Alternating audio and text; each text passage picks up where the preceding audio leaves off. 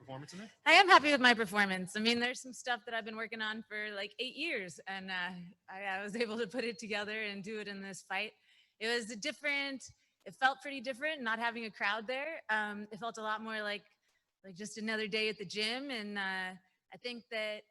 I mean, I love the crowd, but I think that I was able to slow things down a little bit more, which was also kind of a downfall too. I think that was one of the mistakes that I made was being able to switch from being like, okay, I'm on the outside, I'm doing this, and then being able to go in. I would have liked to been able to make that switch a little faster. Was there any extra emotion coming into this one? I saw your tweet yesterday, and I know there was a little disagreement after the weigh-in. Was that something that you like coming into a fight with? Can you talk about that a little bit? Honestly, I mean, she didn't make weight, and I got a percentage of her purse, and I get a little salty. I had some bad experiences with people not making weight out of 3 out of 4, something like that, of the last people I fought or been lined up to fight haven't made weight. So, I mean, it's just disrespectful no matter how you look at it. I mean, I know there's a lot of different situations going on. We're in a pandemic. I know she's from Oregon where there's a lot of wildfires and we were cool after the fight, but I would just like to be able to fight somebody who comes in like a professional and not have any of those extra emotions ever. Now that you got your footing under you a little bit in Bellator, you've had a few fights. With this win, I mean, what do you think's next for you? Are you even thinking about that yet? I want to fight someone higher up. I want to fight someone who's going to set me up to move up and to get a little bit more out of the whole experience. I'm really excited to watch this fight and to see how Cat Zingano does. And, it'd be an honor to get to fight her, to get to fight Julia Budd. I know I need to get another win before I can really throw my name into the hat for the title shot. But, of course, that is the ultimate goal. One other thing, I want to ask you about your shirt. Can you talk about that a little bit and maybe what that means to you? Yeah, totally. Today is 9/11. It's a very traumatic day in American history. And I think that we all still do owe a debt of gratitude to all the public servants who came in and helped everybody, and a lot of sorrow still for the people whose lives were lost and for the people who were deeply affected by that. And I feel like we owe everybody who sacrificed themselves to save other Americans to create the best America that we possibly can, that is willing to serve and protect all of its citizens. And Black Lives Matter. And with police brutality, excessive use of force, and man, the deaths that have just plagued it's really, really disturbing, and it's not something that I want to be part of. And it's something that we all need to recognize, the systemic racism within the institutions in America, and that we need to stand up and change. And Breonna Taylor was an innocent woman who was killed, and it's great that there's Breonna's Law now to prevent these no-knock raids. But that's not enough. The people who killed her need to be held accountable, because until her killers are held accountable, then other people are going to think that they can get away with it without being held accountable. In fact, people are still doing it. There are still multiple lives have been lost to police brutality, excessive use of force, Black Americans who deserve a lot better than that. Congrats on the win. Just talk a little bit about what this fight week has been like with the pandemic and all the quarantining and testing. Just what has this whole experience been like for you? It has been different, very different. Today I cleaned my hotel room. Never done that before. This is the most time that I've spent inside of the hotel room.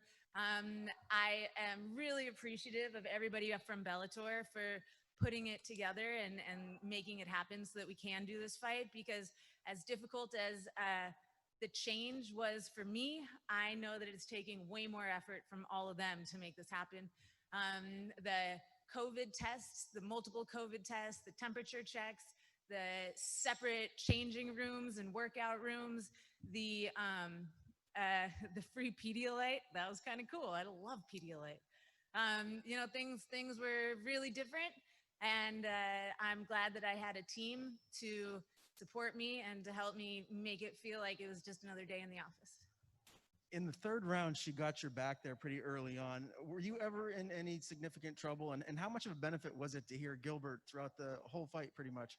Oh yeah, it was super nice. My corners were awesome. Gilbert Melendez, Jake Shields, Shinju, Auclair, having them there to tell me what's going on from that outside perspective, and then to be able to hear, that is a big deal. It was nice to be able to hear. Um, I 21 fights in, and I still sort of get into tunnel vision, and so sometimes I I was trying to back everyone up into my corner, and it's a big circle. Sometimes that's a little. It was a little bit more difficult than I thought it would be given the situation. I thought that was going to be a little bit easier, but yeah, it was nice to be able to hear everybody, and I mean, I love the energy of the crowd, and that's like a wonderful part of the whole thing. But there were pluses to not having the crowd there as well. Congratulations on the win. I'm curious to know, was this the fight go exactly how you, Gilbert, Shields, and Shinju all planned out, or did this fight was there the strategy of maybe trying to finish her in the first round, second round, whatever it is, did not go as planned? Can you just talk about what the strategy was overall? Yeah, it went 80% the way that we wanted it to. The 20% that wasn't right was letting her get that takedown and letting her get that position in the second round. But I train with the best, and so no, I wasn't in danger inside of there. There's never an arm under.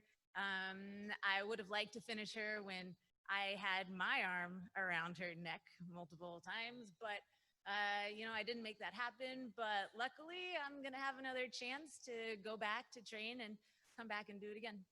And I also saw you posted after the weigh-in your Twitter poll about whether if your opponent extends a hand and say sorry for not missing weight, what you should do. I'm just curious to know, what did you do after she did not miss weight? I'm assuming that's what happened. She tried to extend her hand, and what did you do in that case? Well, I made the poll very black and white, and nothing is ever actually as black and white as it is. She came over and she said, I didn't mean any disrespect by losing weight. And I was like, what are you talking about? That's the most it's disrespectful. I don't care how you look at it.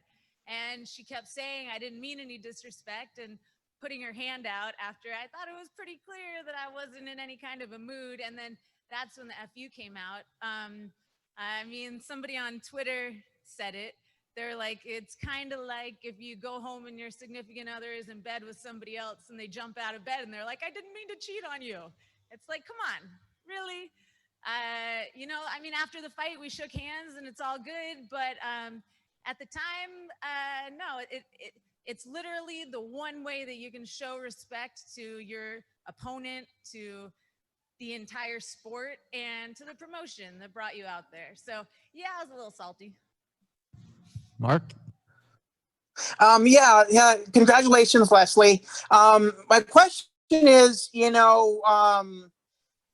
lot of on the broadcast, a lot of it was talking about how you've never had a professional submission finish, and you're very, very close to getting Amanda submitted. Tell me a little bit about that. Kind of expand on it, and is that something that you and Jake are working on? Yeah, that's totally the goal. I definitely want to get some submission wins down and in. But I'll tell you something. I train at the Cesar Gracie Jiu-Jitsu, and I have been surrounded by so many people who are so freaking good at jiu-jitsu. And, Jake Shields, Gilbert Melendez, they are Cesar Gracie black belts, and they are amazing. I mean, obviously, everyone here knows how great Jake's submission game is, how great Gilbert is on the ground. I'm around people who are really, really, really good. Early on in my career, being surrounded by so many who are so good, I mean, 8 years ago, for me to get submissions in practice, it wasn't even possible because everybody was just leaps and bounds above me. And so it really got ingrained in me to do the position over the submission. And so that's something that's very deep inside of me, is to look for that and to hold that. And so yeah, as my game progresses, then yeah, I do want to get some more submissions. But for tonight, I'm very happy with my performance. And I mean, maybe they were just being nice, but my coaches said they were happy with it too. And so that's going to be enough enthusiasm and momentum for me to take it home and work on it inside of the gym. And also, just one last question. What's it like for you to have a very supportive, promotion like Bellator, to be able to get some of your words out in terms of some of the things that you're promoting, like the Breonna Taylor situation? I mean, what does that mean to you to have a promotion that's willing to let you speak your voice, as it were? Oh yeah, that was a huge part of the positives of being able to come here and fight for Bellator, fight for myself, fight inside of Bellator, is that I do have that opportunity to express myself that isn't available in other promotions. And that's a big deal. I feel like as martial artists, we are artists, and that it's important that we have that opportunity to express ourselves.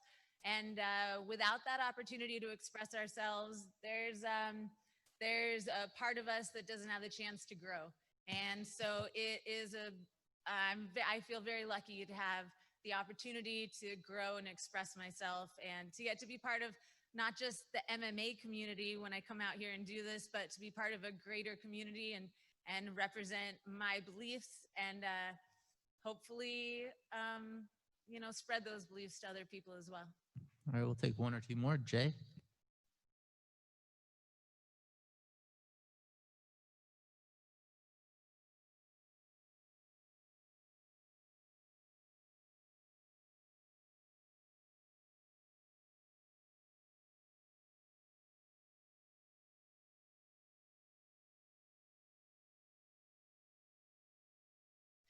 Yeah, well, starting from the beginning, it was very important to put on a very impressive performance, because last time that I was on a show where there were two featherweight fights, the winners of those two featherweight fights got to fight each other. And so I think that would be beautiful, as the winner of the first featherweight fight, if I get to fight the winner of this next featherweight fight. And honestly, I hope that it's Cat Zingano. I started fighting when I was in Colorado, and she was in Denver. I was in Colorado Springs. And after I had 3 amateur fights, I was looking around for who the next person's going to be. And it was, at that time, she was Cat Albert. And so I totally had my eye on her. And I feel like it'd be a pretty cool thing of a big circle coming around when I get to. Yeah, I'm going to speak it into existence. I think it's going to be cool when I get to fight her. And hopefully that's going to happen before this year is over. I know that for the promotion, for Bellator, it's a big deal to know that the fighters are going to come in ready. And we've both shown our professionalism by coming in at weight and ready to fight. And so hopefully that is what's going to happen. And I forgot what the other question was.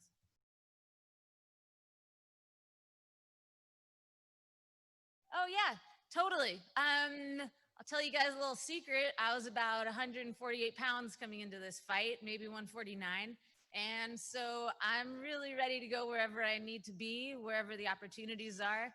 I'm really excited to be at featherweight, though, because I don't know if you know, but I got to fight Cyborg one time, and she is the champion at this weight class. And so that, that is something that I'm working on building myself back up again, is to earn another opportunity to go inside the cage with her. And that's not going to happen at flyweight. Thank you. All right, last question, Sean. Leslie, congratulations on the performance and the victory.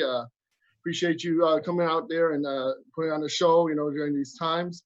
You face some of the toughest women in both 145, 135 pound. And Arlene Blanco and Cyborg were just announced for next month, CBS Sports. How do you feel about that matchup, knowing that you fought them personally? I'm excited to watch it. It's always nice to watch a fight between two people that I've already fought before. Whenever you fight somebody, you kind of like to think that you're laying out a little bit of a blueprint for someone else as to what to do or not do. And so it'll be exciting to see how they react to each other. And of course, I'm going to want to be watching to see what they expose on the other person, because I would love to get to fight both of them again. Good luck. Thank you. Thank you. All right, thank you, Leslie. Congratulations.